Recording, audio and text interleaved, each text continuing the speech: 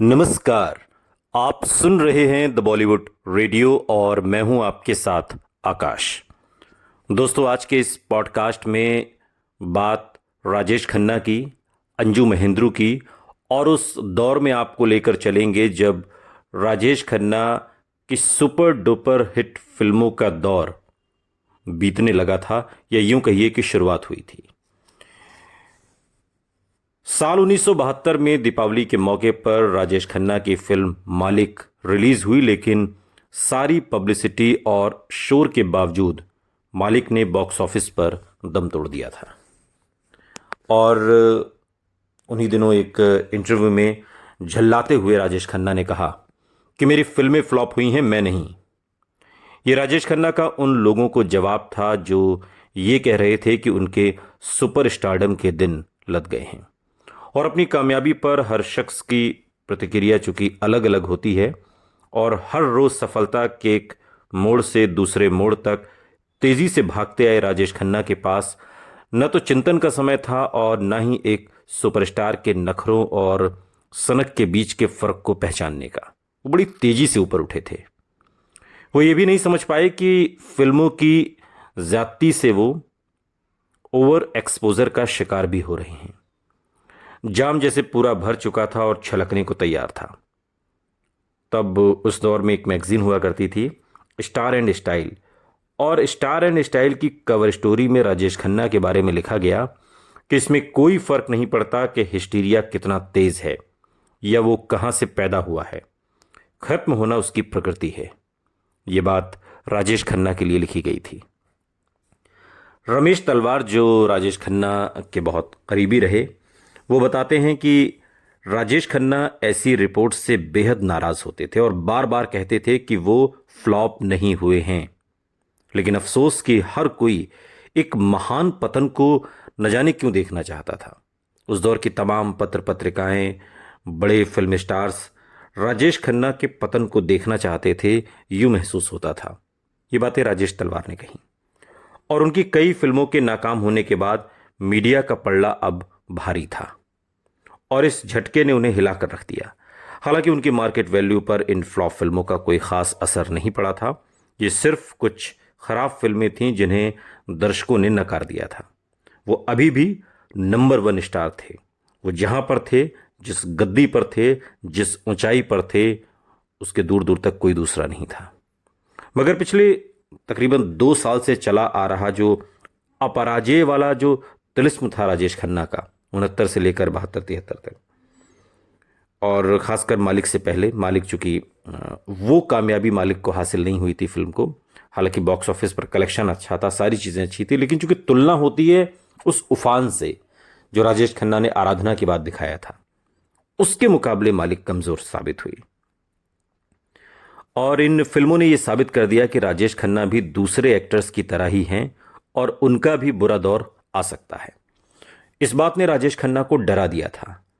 उन मुश्किल दिनों को याद करते हुए अंजू महेंद्रू ने स्टार डस्ट मैगजीन को दिए अपने एक इंटरव्यू में इस बात का जिक्र करते हुए कहा था कि राजेश खन्ना के साथ रहना बहुत मुश्किल हो रहा था।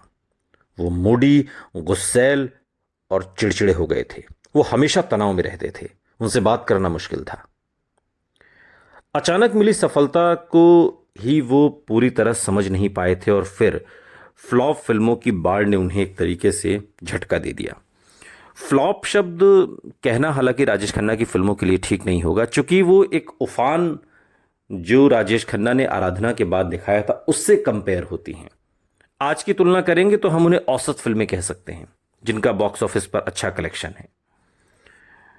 और कामयाबी ने उन्हें एक सिंहासन पर बैठा दिया था और नाकाम फिल्में जैसे उन्हें सिंहासन से गिराने की एक तरह से साजिश कर रही थी, ऐसा लगने लगा था। और फिर धीरे धीरे चूंकि भाग्य के बिगड़ते संतुलन को भी किसी भी तरीके से वो संभालना चाहते थे, लेकिन डर था कि अगर कामयाबी हाथ से गई तो उनके हाथ से सब कुछ चला जाएगा। और ऐसे हालात अक्सर इंसान को तनाव में जकड़ लेते हैं और इस तनाव में राजेश खन्ना का बर्ताव बिगड़ता जा रहा था। अंजू अपने एक इंटरव्यू में बताती हैं, जो राजेश खन्ना की पहली गर्लफ्रेंड थी, अंजू महेंद्रू, वो कहती हैं कि कभी कभी उनकी सोच बेहद छोटी हो जाती थी और अपनी असुरक्षा में वो किसी बच्चे की तरह बर्ताव करने लगते थे। छोटी छोटी बातों को वो पहाड़ जितना बड़ा बना देते थे।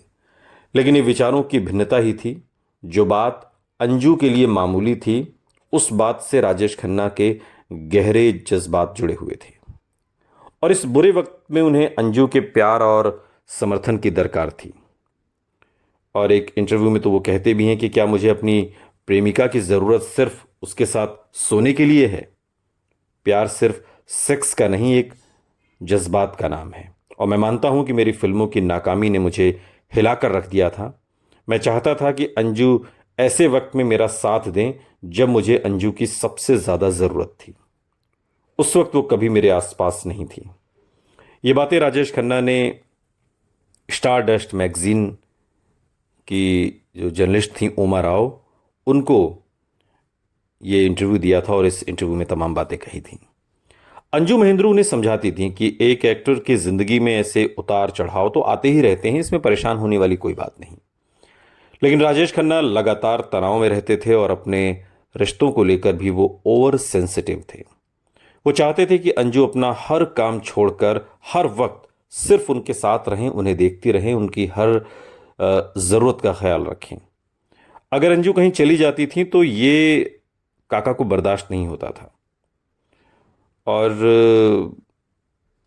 एक जगह अंजू कहती हैं कि मेरे लिए भी तनाव हद से ज़्यादा बढ़ गया था, मेरा सब्र भी जवाब देने की कगार पर था।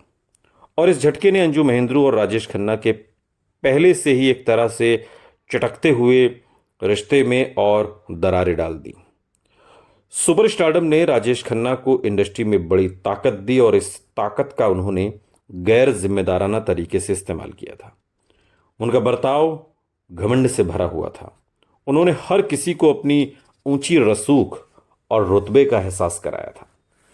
शायद खुद को उनके ऐसे बर्ताव से सुरक्षित रखने के लिए या फिर सुपर स्टारडम की आंधी में अपने रिश्ते में संतुलन बनाए रखने के लिए अंजू अब तक उनकी सबसे बड़ी आलोचक रही थी। उन्होंने कोशिश की थी कि यह रिश्ता बराबरी का रहे। राजेश खन्ना के साथ उनका बर्ताव वैसा ही रहा जैसे राजेश खन्ना के सुपरस्टार बनने के पहले का था। यानी कि वो राजेश खन्ना के साथ वैसी बिहेव करती थी जैसे शुरुआती दिनों में करती थी जब दोनों थिएटर किया करते थे। ये नहीं कि राजेश खन्ना आज सुपरस्टार हैं तो मैं उन्हें अलग तरीके से उनके साथ व्यवहार करूं। और इस बात को वो एक इंटरव्यू में कहती भी हैं कि मैं उनकी आलोचना करती थी क्योंकि मैं ऐसी ही हूं। अगर वो कहीं गलत थे तो मैं हमेशा उनको बता देती थी। मैं उन्हें खुश करने के लिए उनकी तारीफ क्यों करती भला? उनके ईगो को चमकाने के लिए पहले ही काफ़ी लोग थे और वो हमेशा अपनी आलोचना को लेकर संवेदनशील थे और मैं हमेशा से इस मामले में बहुत ईमानदार थी। और अपनी हर आलोचना को खारिज करने के लिए वो जिद करने लगे थे। उनके पिता की मौत के बाद बहुत कम लोग थे जो उन्हें डांट सकते थे। राजेश खन्ना की मां उनसे डरती थी, इसलिए वो मेरी मौजूदगी पर कोई एतराज़ नहीं जाहिर करती थी। कड़वाहट से भरी अंजू ने अपने इंटरव्यू में इस बयान को दिया था स्टारडस्ट को सालों पहले। और इस कड़वाहट के पीछे भी कई वजहें थीं। प्रशांत रॉय जो राजेश खन्ना के करीबी थे, वो एक इंटरव्यू में बताते हैं कि चाई जी, राजेश खन्ना की मदर, चाई जी पुराने ख्याल की थीं। वो अंजू मेम साहब को ज़्यादा पसंद नहीं करती थी। उन्हें यह शिकायत थी कि अंजू उनके बेटे का ठीक से ख्याल नहीं रखती। और वहीं अंजू का कहना था कि उनकी ज़िंदगी में राजेश खन्ना सबसे पहले आते हैं। मैंने उन्हें राज़ी करने की काफ़ी कोशिश की, मगर शुरुआत में वो मुझे पसंद नहीं करती थी। वो एक पुराने ख्यालों वाली पंजाबी महिला हैं जिन्हें खुश रखना बहुत मुश्किल है। मैं उन्हें पसंद नहीं करती थी और ये बात मैं जानती थी। और आप समझ सकते हैं कि कैसा लगता है जब आपको नापसंद किया जाता है। ये तमाम बातें अंजू महेंद्रू ने एक इंटरव्यू में कही कि हम दोनों ही एक दूसरे को पसंद नहीं करते थे, चाई जी और मैं, राजेश खन्ना की मदर और मैं। इन हालातों में अंजू ने राजेश खन्ना को की जो ट्रॉफी गर्लफ्रेंड बने रहकर हर पल उनका इंतज़ार करने की बजाय अपने समय को पार्टियों और दोस्तों के संग बिताना शुरू कर दिया। एक इंटरव्यू में अंजू कहती हैं कि मैं हमेशा राजेश खन्ना एक इंटरव्यू में कहते हैं कि मैं हमेशा भागकर अंजू के पास चला जाता था और अपनी लड़ाइयों को भूलकर हर बार मैं उसे फ़ोन करके माफ़ी मांगता और झगड़ा ख़त्म करने की पहल करता था। मुझे कितना अच्छा लगता अगर कम से कम एक बार अंजू अपनी माँ के साथ बैठकर मेरा इंतज़ार करने की बजाय खुद मेरे पास आई होती। और राजेश खन्ना के इस बयान से एक बात तो साफ थी कि सुपर स्टारडम के बावजूद उनके इस रिश्ते में शक्ति का संतुलन उनके पक्ष में नहीं झुका था एक तरीके से। यानी कि अभी भी वो अंजू महेंद्रू को उतना ही प्यार करते थे जितना वो शुरुआती दिनों में करते थे। और हालांकि अंजू को लेकर उनके अंदर जैसे एक जुनून भी सवार था कि पूरी दुनिया मेरे पीछे थी और मैं उसके पीछे था। ये बात राजेश खन्ना ने अंजू महेंद्रू के लिए एक इंटरव्यू में कही थी। और वो अंजू के आने जाने पर नजर रखने लगे थे। नाकामी से बौखलाए राजेश खन्ना हर समय उनका सहारा चाहते थे। अंजू पास नहीं होती थी तो वो बेचैन हो जाते थे। मैं कितना बड़ा बेवकूफ था अपनी प्रेमिका के लिए, मैं इतना नीचे गया कि अपनी ही नजरों में गिर गया। शायद यह आत्मसम्मान खत्म होने का एहसास था जो राजेश खन्ना ने एक इंटरव्यू में कहा, और वो इससे हर दिन गुजर रहे थे, ऐसा उन्होंने कहा था। वो हालात अपने नियंत्रण में करना चाहते थे, लेकिन कम से कम इस रिश्ते में तो हालात हाथ से निकलते हुए लग रहे थे। राजेश खन्ना के ज़्यादातर इंटरव्यू भी उनकी फिल्मों के डायलॉग की तरह बहुत नाटकीय हुआ करते थे। अंजू के साथ अपने नाकाम होते रिश्ते को भी उन्होंने किसी थिएटर के सीन की तरह बयां किया। लेखक बनी रूबेन को दिए एक इंटरव्यू में राजेश खन्ना ने बड़े ही ड्रामाई अंदाज में कहा, एक लव अफेयर सबसे पहले दिल के अंदर टूटता है। अगर मैं अंजू और अपने रिश्ते में आई दरार की बात करूं तो मुझे वो रात याद आती है जब मैं नाकामी से जूझ रहा था। मेरी हालत ख़राब थी और उस रात एक पार्टी थी जिसके बारे में मैंने कहा था कि हम दोनों अटेंड करेंगे, और हर किसी को अपने साथ खाने की एक डिश लानी थी। अंजू ने दाल गोश्त बनाया था और तनाव में डूबे राजेश खन्ना ने उस शाम बहुत जल्दी पीना शुरू कर दिया और पार्टी में जाने का उनका बिल्कुल भी मूड नहीं था। और फिर उन्होंने अंजू को अपने दिल की बात बताई कि अंजू, मैं उस पार्टी में जाना नहीं चाहता, मूड नहीं है, तुम भी मत जाओ। राजेश खन्ना कहते हैं कि मैं बहुत बुरी तरह परेशान था और मैं उसके कंधे पर सिर रखकर उसके गले लगकर रोना चाहता था, अपनी आत्मा का बोझ हल्का करना चाहता था। मैंने उससे कहा कि तुम दाल गोश्त किसी और के साथ भिजवा दो, तुम यहीं मेरे साथ रखो, मेरे साथ बैठो, मुझसे बातें करो।